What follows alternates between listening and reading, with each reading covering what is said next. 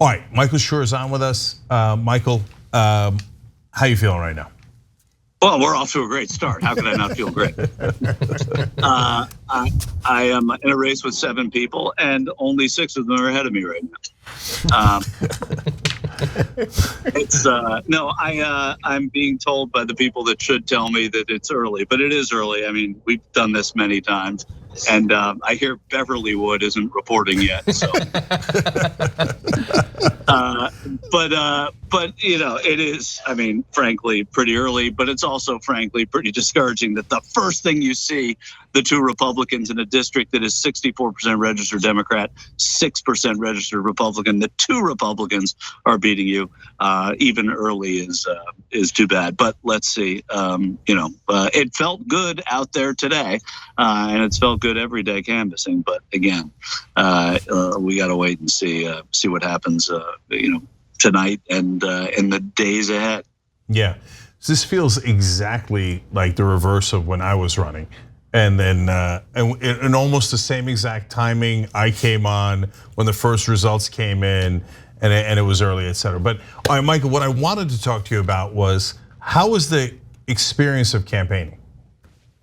Oh, it was exceptional. I mean, it was the best thing I've ever done in my life. It was. The punctuation mark, the exclamation point on it is still elusive and it's still early, but the whole part of doing this, of being, starting from absolutely scratch. On March 8th, I was at the Ukrainian Cultural Center in Hollywood reporting on people sending care packages to Ukraine.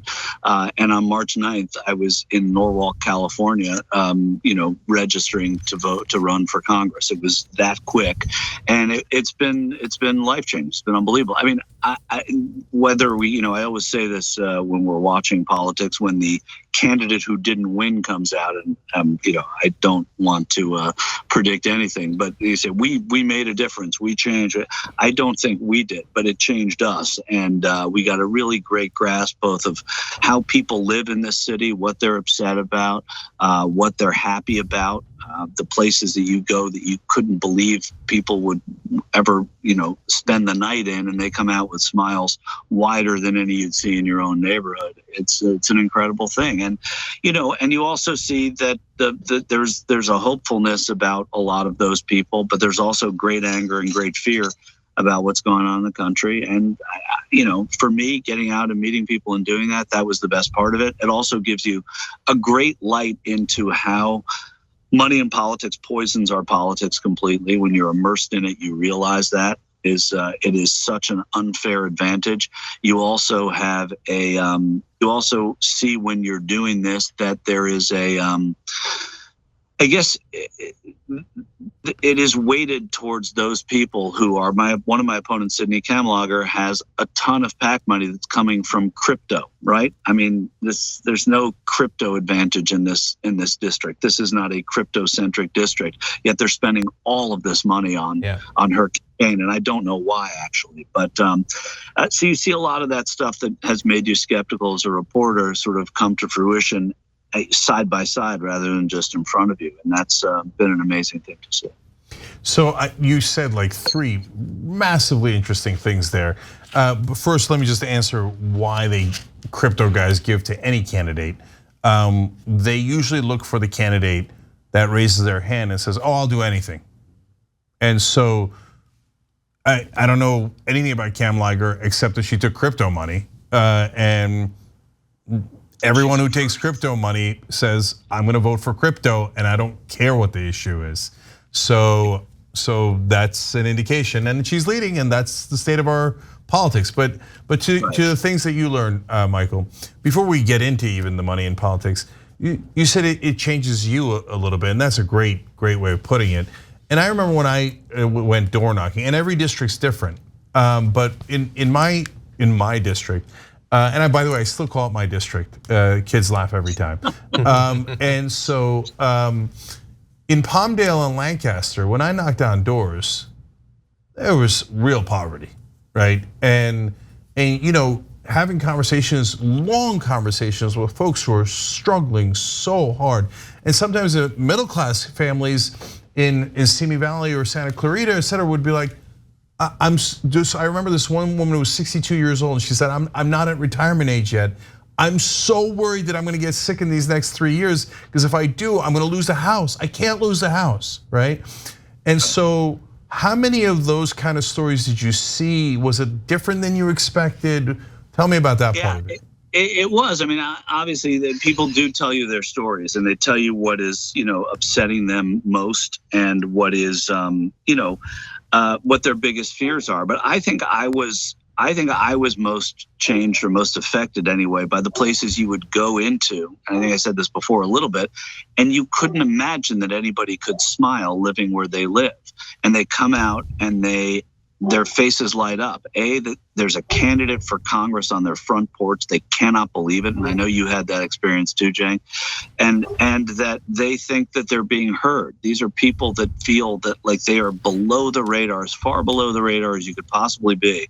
And you're standing there and you're nothing, right? I mean, look, you're a 7th place finisher at this point. And you are in front of them, and they feel like they're being listened to, and they have a microphone and they have a voice for the first time in their lives. And even for that moment, it's incredible. And then there's some people that we went back to today who were on our list, and they're all these sort of computer matrices matrices. I should say that because you don't get a chance to say that a lot. That tell you. That's why you lost, by the way. Yeah, you're right. So there are these matrices, and the Matrix was a movie, Ben. That'll make it more comfortable. There's so you were going to these houses, and you can record whether or not you get the feeling that they're leaning toward you, that they're undecided, that they are actually not going to support you, or that they strongly support you. And we went back today because we were able to see that some of those people's ballots had not yet been received. So we went to their homes, knocked on their doors, and it was like seeing an old relative they hadn't seen in forever. They're like, "Oh my God, you're back here. That's unbelievable. Yes, we're definitely voting. Or we already sent the ballot in and we voted for you." And that was incredible. I mean, it was really very, very, very encouraging to be a part of that, and it made me feel good too. So, Michael, I want to go to the point of Ben's joke, because that, like, as if this is a battle of ideas, and if you use the wrong words, maybe that turns off voters, etc. In my experience, there was no battle of ideas at all, right?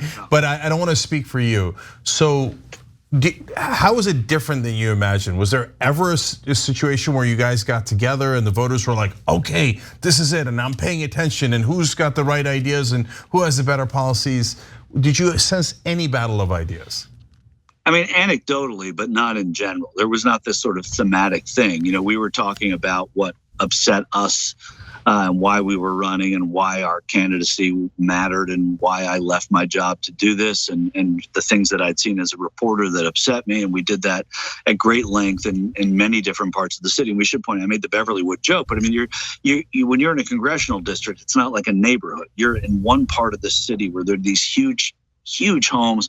People don't come to their doors. They're cloistered. They live in their ivory towers, and generalizing, but that was our experience on the whole as a campaign. And then you'd go to these, other parts of the city that we talked about, where people you would think wouldn't come to their doors, but they open their doors right away and they welcome you in and they talk to you, and it's amazing. The other thing that was amazing is that I speak Spanish, and when you would go to these homes of Latino voters and you would speak to them, and the thing about them is that they don't vote in big numbers, and I think we are doing that tonight. We're proving that, but they are elated that you speak Spanish. And when you talk about ideas and you talk about what issues matter to the Latino voter, when they saw this white guy on their porch speaking fluent Spanish to them, they're like, "Oh, we're voting for you. We're voting for you because you speak Spanish," which shouldn't matter. I could be the worst person in the world who speaks Spanish well. But it's just a matter of sort of being seen and recognized, and the battle of ideas happens at a totally different level, is what our experience was when we were out canvassing in the neighborhoods. Okay, and then now we're gonna get to money in politics, but before we do, Stephen Scales, one of our members, just wrote in, "I'm proud to say that I donated to and voted for Michael Epic Politics Man Shure." So thank you, Stephen, that's fantastic. Yeah, it's just I love seeing that, and I didn't know Steven No, it was. lived I here. should. Yeah. While we're on that, because Stephen, so every time you would talk about the race, or I would come on to the Turks in the hour, and everybody on my campaign knew this. In the hours after that, you would see all these great small dollar donations. A lot of them $27. I don't know why, no idea. And then you would see, and fives and threes and 50s and hundreds, and people that donating $500 to your campaign. You've never heard of them in your life. It's unbelievable. And so the Turks really came out on Twitter. They came out with donations, and it's appreciated. And I hope we get a better result than the first bite of the apple we've seen tonight. And I think it'll get better, but all of it's appreciated.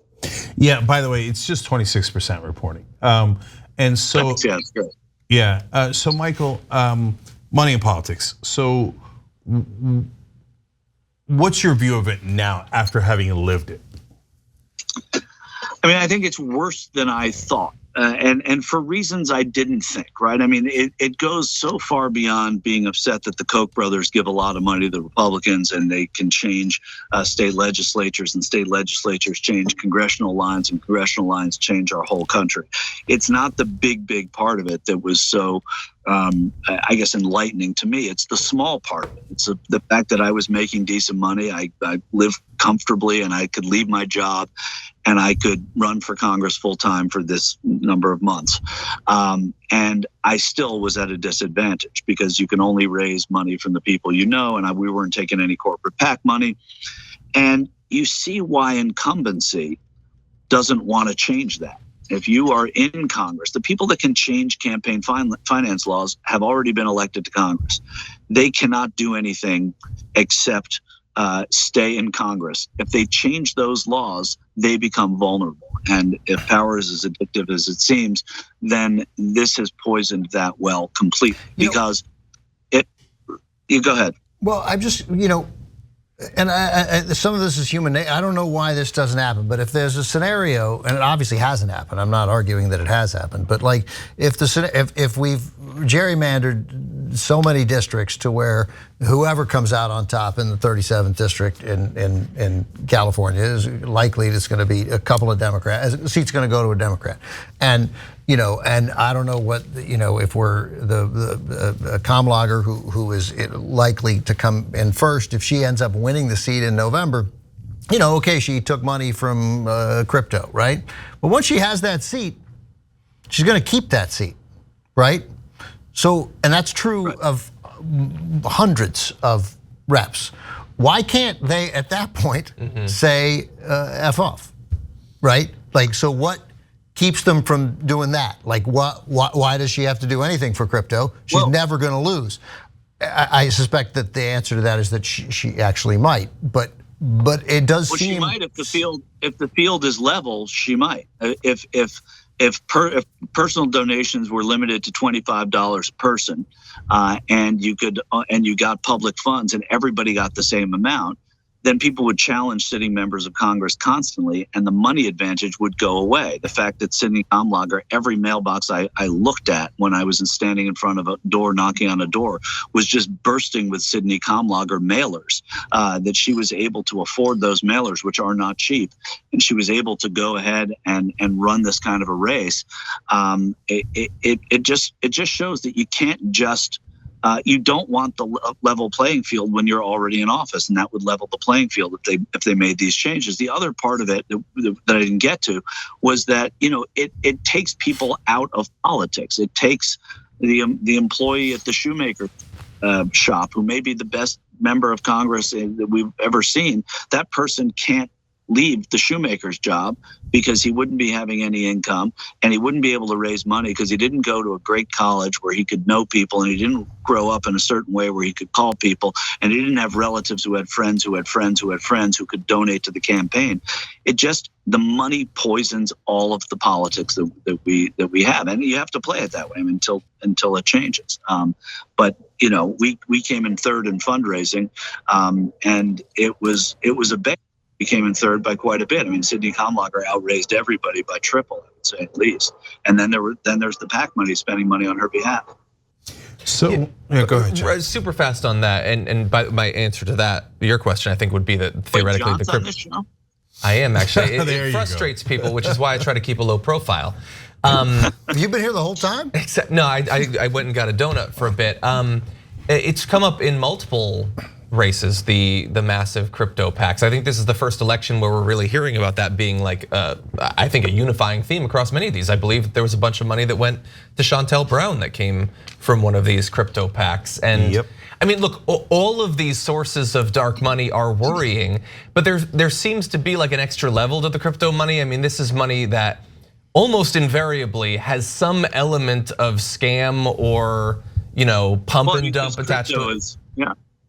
Yeah, and then at the same time, it came about from virtually nothing. Virtually all of the highest profile investors inside of crypto, a lot of them are these libertarian like tech people and everything. Like the fact that this is an increasing influence on these races, seemingly specifically designed to keep progressives out. I think that that's something that when a post-mortem of the primary seasons comes about, the crypto PACs has to be a big part of that. Yeah, I think so. Unless they're going to, I mean, they do have a lot of money, and unless they keep being a part of doing that. But to Jank's point, it's curious who they pick. Like I don't know why, and who they pick is anyone who will do their bidding. And it looked like from the beginning, like Sydney was going to be either the front runner or in the top two from the very beginning, and they picked their person and. It's working here, and it worked with Chantel Brown. It may have worked. I don't know about Chantel Brown and crypto, but it's probably they're picking winners because those are the people they're going to try and get to influence Congress when they get there. And Sydney Kamlager, who didn't really run on any issues, is certainly going to be in their back pocket, I would imagine, if she gets to Congress. By the way, are there any new numbers? Yeah, at 28% reporting, but okay. Pretty much now the we're same. winning. Yeah, all of a sudden. No, the numbers are about the same. Michael, what do you think was the second biggest factor after money? In terms of what? In terms of the impact on? Yeah, so for example, Jan Perry's is second for now, 18.4%. Yeah. Why do we think she's in second? Because because people kept asking me, Michael, does Michael have a chance? What do we think about this race? I'm like, I don't know. I don't know how I would know, right? Well, I knew about Kamlager because she had the money and the endorsements, but the rest, what's your best guess? Today I thought I had as good a shot at second place as anybody. I mean, the early read on that is that we were wrong, but I've also said the disclaimer each time is we have no clue. There was no polling in this race whatsoever, and so, I guess. The postmortem on this race is going to be, this is a seat that's been held by an African-American woman for quite a while, and two African-American women are running for it at the top of the ticket, with an African-American woman running for the mayoralty of Los Angeles. And if anybody was energized to vote, it probably was that voting bloc. And this, there's a guy on my team, Dave Roberts, who has been talking to me the whole time about how the actual voting has not varied very much. And as we've seen ballots come in and from what demographic, it hasn't varied much from previous years. And if Latino voters didn't vote in big numbers and didn't vote for us, for example, there's a woman named Sandra Mendoza who's on this ballot. Sandra Mendoza spent $1,700, I think, in this campaign. And her last name is Mendoza. And I've been telling people that I am, of the four principal candidates, the only one who spoke Spanish. Well, I didn't count her as one of the principal candidates because she didn't strike us as one because she wasn't spending money. But the politics of the identity politics that happen, I think will be the postmortem on this race, most likely, because this is a majority Latino district. It's got a big swath of African Americans, and in a race where Culver City didn't vote as much, probably because they couldn't vote on the mayor, and parts of Ladera Heights and Mid City, which is really getting a little wonky, but they're black neighborhoods, couldn't vote on the mayor. Maybe they still came out and they voted for Sydney Kamlager or for Jan Perry, who's a known quantity in this city. Yeah, it's things like name. The average voter might be surprised at how much of a difference that makes. And so, yeah. I mean, John and I were just talking a little bit ago about, honestly, on the sheriff's race, everywhere I read, they said just vote against Villanova, right? The progressives said that, everybody said that, and we all know that. But then I had to kind of pick a name out of a hat, right? Because nobody would give me the details. And so I picked a woman's name because I thought maybe a woman sheriff would do a better job, would be less corrupt, et cetera. And so I did the same thing, even though her last name was Steinbrenner, which was tough. I could not have done that. Yeah. So that matters. And when I ran, they didn't have the newer ballots in California that tells you there's more than one page. Click more for more than one page, which is now the right. But when I ran, that didn't exist. So I was on page 2 and page 3. And the guys who were on page 1 got way higher numbers. It's absurd, totally absurd. No, I'm sure. Look, I don't know how this is going to shake out, but there'll be a lot of things to look at that as to why. But it's also plainly obvious that voting along racial lines, which is understandable because these districts are built and gerrymandered to do just that, and that's what you're up against. And people talk about the division, the constant division in politics. Well, the division happens because of the 435 House races that are being run right now, 33 of them, just 33, and that's fewer than 10%, are competitive. And of those 33, about 18 or 19 are super competitive. I would imagine the Katie Porters, for example, might have been put in that competitive purple way. And so that's what's causing the division in the country, is that we keep having these races where people can run to the far left or the far right, or there can be Hispanic districts, black districts, and everything is so divided, and everybody complains about how divided our politics are, yet those gerrymandered districts after every census create that division. Cenk, also, conveniently, as we were talking about Bitcoin, I was reminded too that in February, State Senator Sidney Kamlager introduced a bill in Sacramento to allow people to pay for California state services with Bitcoin. So you see why that money might have flowed in, because if they saw her do it in Sacramento, of course, that means they think that she could do it when she got to DC. This is real politics. This is an education in politics about how it works, not the mythology that we see in a lot of the media about, two candidates get together, they have a battle of ideas, and everybody goes, I like his ideas better, right? No, these are the real factors in whether somebody wins or loses. Michael, I'm here to tell you that I love you for running. I'm super proud of you. No matter what the result is, I think that it took great courage to run and to get in the arena, and I really appreciate that you did that. Thanks, Cenk. Thanks for all your support and all of the support from TYT. It's always good to come home to TYT, and thank you so much for all of it. I don't think I would have run. You and I went for a bake one day and we talked about it, and I don't think I would have run had you not been as encouraging. So then I'm sorry. I'm just kidding. Yeah, we'll talk about that. It's going to take real courage to actually talk to you tomorrow. No, everything's going to be great. All right, thank you, Michael. Appreciate it, brother. All right, thanks, guys. Thank you. Thanks for watching the Young Turks. Really appreciate it. Another way to show support is through YouTube memberships. You'll get to interact with us more. There's live chat emojis, badges. You've got emojis of me, Anna, John, JR. So those are super fun. But you also get playback of our exclusive member-only shows and specials right after they air. So all of that, all you gotta do is click that join button right underneath the video. Thank you.